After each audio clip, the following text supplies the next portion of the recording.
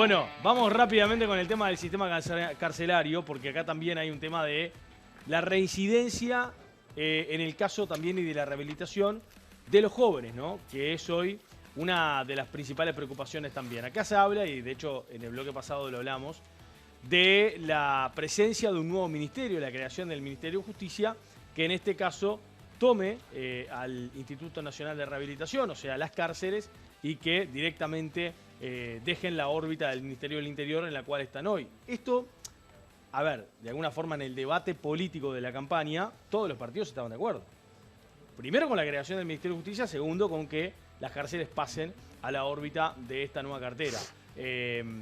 Ahora hay diferencias porque también la cuestión de la creación del Ministerio de Justicia generó, por ejemplo, ciertas faltas de garantías, por lo menos en la oposición, así lo señaló más que nada el Partido Nacional, algunos legisladores del Partido Nacional, y en el caso del Partido Colorado van también por una instancia bastante similar, aunque creen que es importante la creación del Ministerio de Justicia. Pero hablemos entonces de rehabilitación y del sistema carcelario.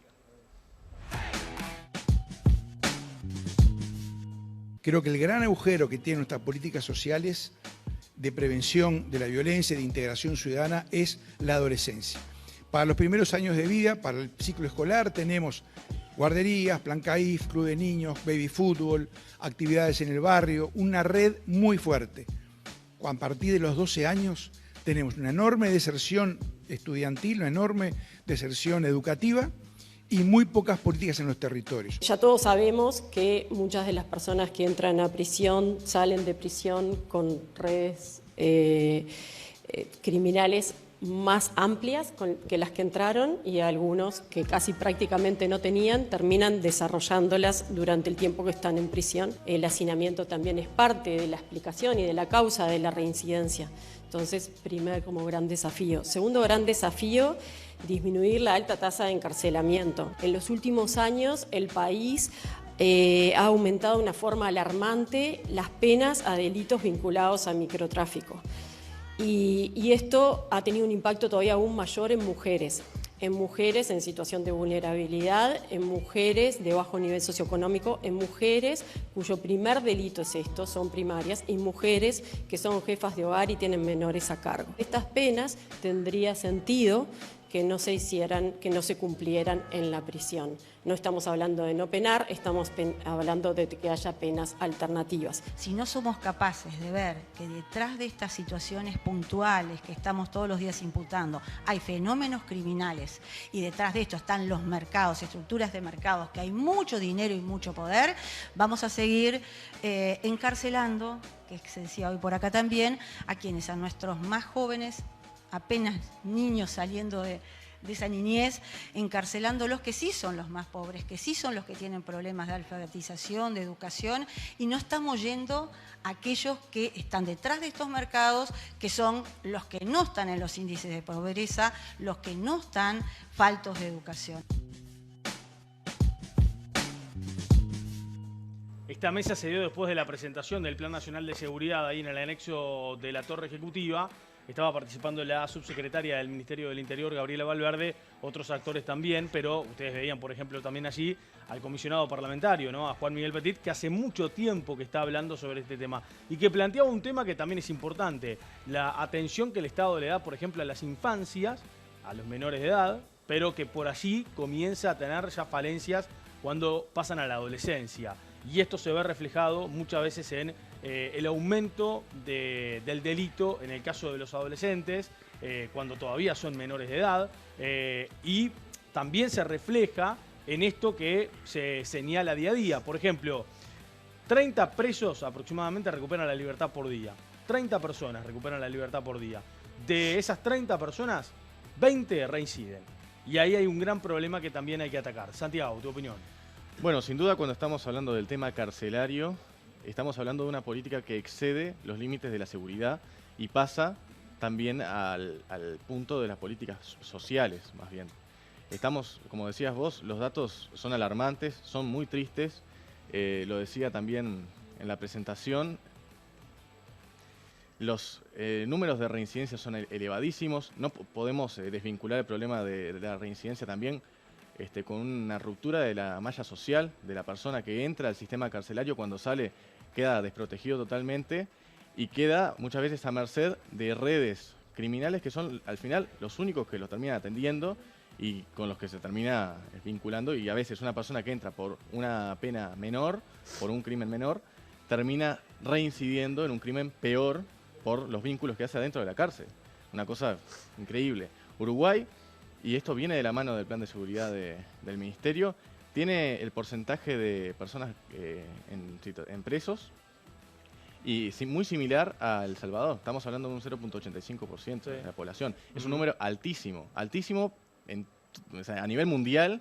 El Salvador pareciera que nos está copiando a nosotros las políticas y nosotros tenemos que hacer un cambio de pisada. El mismo gobierno, hablando intercambiando con organizaciones internacionales, con nuestros vecinos y aliados de Mercosur, con el BID, CAF, con la OEA y con una agencia especializada de Naciones Unidas en el tema de seguridad, lo que plantean es que hay que generar un modelo distinto de seguridad y vinculado al sistema carcelario que pueda ser exportable al resto del continente, porque también muchas de las personas que están en ese ciclo nefasto de criminalidad, de marginalización, que cuando están en la adolescencia pierden el vínculo con las instituciones del Estado y después nunca más se pueden volver a juntar, tienen también un trasvase de fronteras.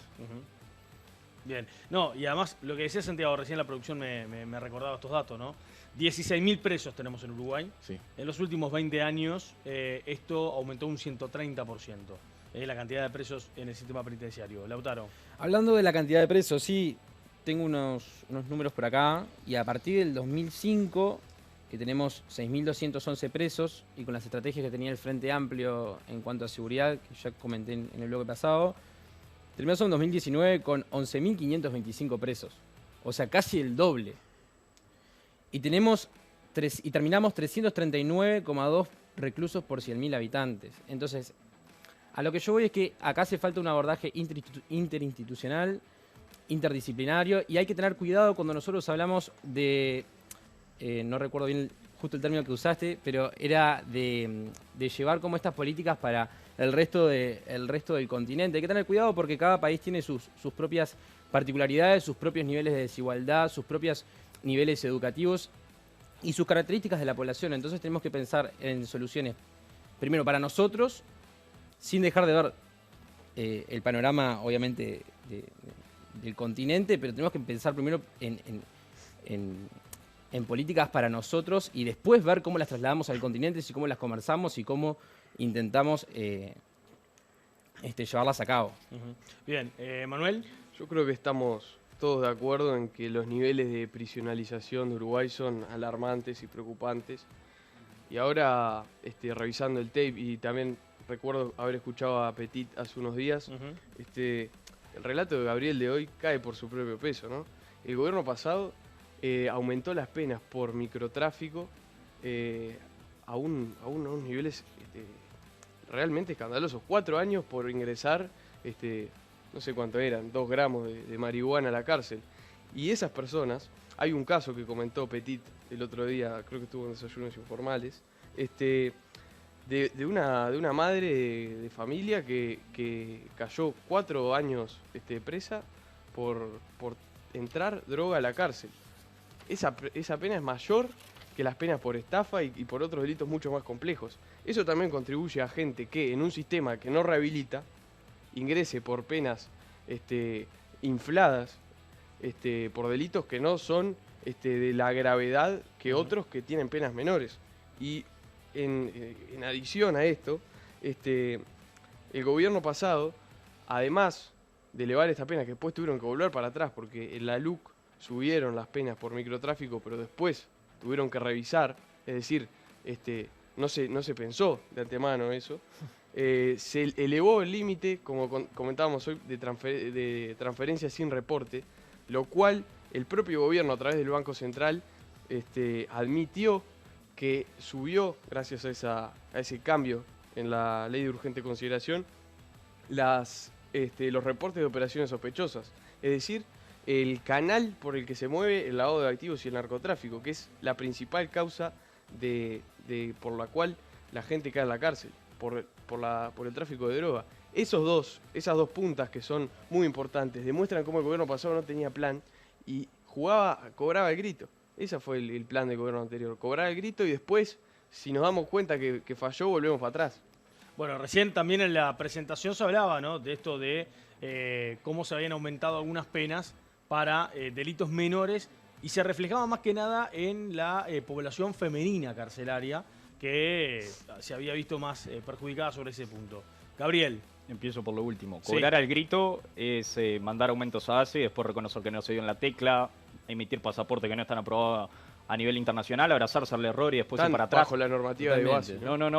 Están Eso aprobados. Lo discutiremos. De 197 Sí, que están aprobados, países, sí. Han 13 cobrado quejaron, al 2 grito. dijeron que no. Con todo, con Cairo, No. el Frente Amplio primero se abraza al error, lo respalda, y Nadie cuando se la abrazó. oposición y ¿Quién la se abrazó presión al error? pública, el canciller. Y cuando... ¿De Cairo? No, Cairo fue respaldada. Ella misma dijo que tenía el apoyo Ella del presidente. misma. Sí. Está. Y el presidente dijo que ¿Quién no es iba a el correr y Frente ella Amplio? terminó renunciando. ¿Y eso qué tendrá que ver con la población carcelaria de la que estamos Por hablando? eso, ¿no? ahí Y lo de vamos. los Eso es cobrar al pasaportes grito. estuvo perfecto. Es hacer el error, abrazarse al error y cuando la opinión pública y la oposición presionan al gobierno, dar para atrás. Concretamente en materia de seguridad y de reincidencia, es cierto que se revisaron el tema del microtráfico, ¿Por que qué? eso me parece porque estaba teniendo consecuencias no deseadas y me parece que Y no con lo gran acierto previeron. la revisión. Entonces trabajaron sin plan. No, Ese es el teníamos un problema plan de trabajar concreto. sin plan. No, No, nosotros ¿dónde está teníamos el un plan? plan concreto. ¿Dónde Si está? no se entra droga a la cárcel, nadie va preso. Eso para ¿Dónde está el empezar. plan? Eso para empezar. Fue el que aplicamos, fue el que se aplicó a la ¿Pero luz dónde y fue el está? que tenía el ¿Dónde gobierno. lo busco? ¿El plan de gobierno? En el No, 2019 de la calle el Pou. plan de seguridad. Está en el programa de gobierno del Pero eso no es un 2019 plan de la de calle seguridad, Pou. eso son promesas de campaña. No, No, lo que esa pasa es es la que ustedes diferencia. tienen No, bases esa es la programáticas que diferencia. llegan al gobierno. No, a esa hacer. es la diferencia. Me Que parece esto que- es un plan de seguridad con la metodología de un plan. Pero Eso, vos pero estás está- hablando del eso- diálogo este. El diálogo este, el plan de No es el seguridad, lo diálogo puedes este. buscar. Son 16 medidas concretas que se presentaron en el 16 2023. medidas. En el Eso no es un plan. 2023. Es un plan. No Y el tiene libro diagnóstico. blanco de la reforma penitenciaria que se emana de las 16 medidas que va a ir a esto, emana del diálogo ese. Eso también es un No, plan. no, mana. El diálogo concreto. ese fue un diálogo de sordos. Ese fue un diálogo en el cual el Frente Amplio fue invitado, se tomaron las propuestas y las propuestas las tomó el gobierno como propias en un documento en el cual no consultó al Frente Amplio. Eso no es un diálogo. No, eso no es un diálogo. Eso primero es una Eso mentira. no es un diálogo. Porque No además es una se llevó al mentira, fue lo Parlamento, que sí, pasó. donde se discute es en el Parlamento, Fue lo se que llevó al pasó. Parlamento y el Frente no ¿Qué? lo votó Fue. y no lo acompañó. Pero además, el libro blanco de la reforma penitenciaria que Sí. surge y es solicitado a través de esas 16 medidas concretas, surge durante el gobierno anterior. Se pide Pero al eso no BID. es un plan, eso es un diagnóstico. Pero me parece que No, no, el libro blanco de la reforma penitenciaria no es solo un diagnóstico y No, no además es un plan. para trabajar concretamente en las reestructuras que tiene Es que un tener diagnóstico. el sistema penitenciario. diagnóstico El sistema penitenciario, no es un diagnóstico. Bueno, Hay una ahora- parte, hay una parte de diagnóstico. No, es un diagnóstico en sí mismo el libro blanco, no es un plan. Uno, para trabajar en causas concretas, por ejemplo, el hacinamiento, tiene que saber, el hacinamiento es un problema. ¿Qué hay que hacer? Bueno, primero tenés que tener el pantallazo y luego generás o nuevas cárceles o buscas distintas formas de egreso. Eso para mí es un problema fundamental que lo veíamos en el tape. En el microtráfico concretamente, insisto una vez más, si no se entra droga a la cárcel, primero no hay pena que valga. Pero Claramente. pensando en la reincidencia, yo creo que tenemos que ir un poquito más a fondo y hay que rever y repensar cómo funciona el DINALI y el INR. No puede ser que el Instituto Nacional de Rehabilitación tenga una tarea descoordinada a la Dirección Nacional de Apoyo al Liberado, que es el preegreso y el posegreso, y además no hay una forma de darle una trayectoria continua ni darle un seguimiento a eso. Esa creo que es una de las grandes falencias y que se tiene que o unificar o eventualmente pensar en que trabajen de forma coordinada si queremos tener resultados en serio. Porque no nos olvidemos que cuando la persona retoma su libertad ya no está más atada de ninguna forma al Estado. Y el hecho de que ellos vayan voluntariamente a lo que es el DINALI o a distintos centros de ayuda que tiene el Estado, si eso está descoordinado, si ellos no tienen una trayectoria, si tienen que arrancar el proceso casi que de cero, es un desincentivo absoluto. Y que cuando miren las dos opciones que tienen, vean a ver, y bueno, el Estado que no tiene ni idea de quién soy, o una red de narcotráfico, o una red de crimen organizado, que es mucho más atractivo porque me dan una solución inmediata con un costo mucho menor y no voy a tener que hacer todo ese proceso y ese camino. Es cierto lo que tú decías, que las redes cuando salen muchas veces están destruidas porque pensaban que los esperaba una familia, porque pensaban que los esperaba una realidad, y cuando salen se encuentran con todo lo contrario. Y hay un fenómeno más, que le doy una última vuelta al tema. Está la puerta giratoria entre cárcel y calle. Mucha de la gente que está en la calle estuvo presa y mucha de la gente que está presa estuvo en la calle y vuelve, ¿no? Y viceversa. Y vuelven En y situación de entran y calle salen. mucha gente vuelve. Entonces, en realidad, las soluciones tienen que ser estructurales. Yo en eso coincido con el ministro Negro. No es un tema únicamente de la policía, sobre todo el tema penitenciario. Hay que avanzar en programas de vivienda, hay que avanzar en el avance y la descentralización del programas del MIDES. Yo y, por reinstalo la supuesto, pregunta ahí. ¿El Ministerio de Justicia no ayuda a solucionar Nosotros, el tema del INR, del DINALI, del seguimiento. la unificación. Nosotros concretamente era una de las propuestas de campaña, tanto del Partido Colorado como del Partido Nacional, la creación del Ministerio de Justicia y de Derechos Humanos. Nosotros creemos que dadas las condiciones y sobre todo por los escándalos que hubieron vinculados a la justicia en el último tiempo, no están dadas las condiciones para avanzar en ese ministerio. Sí creemos que hay que avanzar en este sentido. De todas formas se pueden unificar tanto el INR como la DINALI. Se hizo el traspaso de uno al otro. Por lo pronto en el presupuesto no va a estar incluida la creación del Ministerio de Justicia, al menos hasta ahora. Hay que ver cómo sigue para adelante, qué consecuencias hay. Y bueno, la discusión estamos para darla. Creemos que es algo que se tiene que estructurar, pero que se tiene que ser muy fino porque lo que puede estar dadas las condiciones, concretamente el tema de justicia, no me quiero para ir, pero pueden alterar un poco lo que es el funcionamiento del Estado de Derecho. No tengo la confirmación oficial, pero hace 2 semanas atrás la versión que tengo es que el Ministerio de Justicia iba a ir en la propuesta de presupuesto al Parlamento. ¿Qué querés? Me levantaste la mano. Sí, no, yo estoy de acuerdo que el sistema de justicia ha perdido credibilidad, pero también por algunos hechos. Por ejemplo, una fiscal que tenía que investigar al presidente que a los 2 meses se convierte en militante del partido del presidente, ¿no? Eso, sin duda, fue un hecho. Quizás te referías a ese, no sé si por ejemplo, era por ese, pero a Jorge Díaz, después por volviendo ejemplo, para atrás, o a las sanciones a Besosi, yo estoy de con acuerdo, la militante de la 1001. Yo estoy de acuerdo que quien no comete un delito no tiene una pena, esa es la básica del derecho penal, y que obviamente no está bien ingresar droga a la cárcel, ahora no hay que aclararlo, nadie está defendiendo el ingreso de droga a la cárcel, el tema es qué pena le vamos a dar a esa gente entendiendo el contexto en el cual se encuentran, y si en realidad, pero esto es un debate mucho más profundo, si la pena es positiva en el sentido de reprimir el delito o prevenirlo, o a veces lo que termina pasando es que la cárcel es la universidad del delito y ponerle una pena de 4 años a alguien lo termina haciendo una licenciatura en crimen. ¿No? Bueno, Santiago decía eso hoy más temprano, ¿no? Me tengo que ir a la pausa porque me quedé sin tiempo. Vamos a venir con el resultado de las encuestas y nos vamos a despedir por hoy. Nos va a quedar la puntita del tema pasaportes, que también ustedes se habían preparado para ese tema para la semana que viene, así que los espero el jueves que viene, si quieren venir con ese tema. El gobierno dio marcha atrás. El presidente dijo, bueno, sí, revisamos y corregimos, y respaldó a Lubetkin, donde el Partido Nacional y el Partido Colorado estaban de alguna manera analizando acciones contra el canciller. Algunos estaban hasta directamente pidiendo la renuncia, ¿no? El caso, por ejemplo, del diputado del Partido Nacional, Juan Martín Rodríguez. El presidente respalda al canciller de la República, da marcha atrás. Y un datito que ayer me enteraba, o sea, hablamos con fuentes de la Cancillería, era que Francia había aceptado el pasaporte nuevo Uruguay unas horas antes que el gobierno diera marcha atrás. Claro, en realidad Alemania y Japón seguían teniendo esas diferencias, ¿no? Y por lo tanto no se iba a seguir con algo que estaba perjudicando al ciudadano uruguayo, en este caso, que quisiera viajar, ya sea por turismo, por trabajo o por estudio, en este caso, a esos países. La pausa, ya venimos, dale.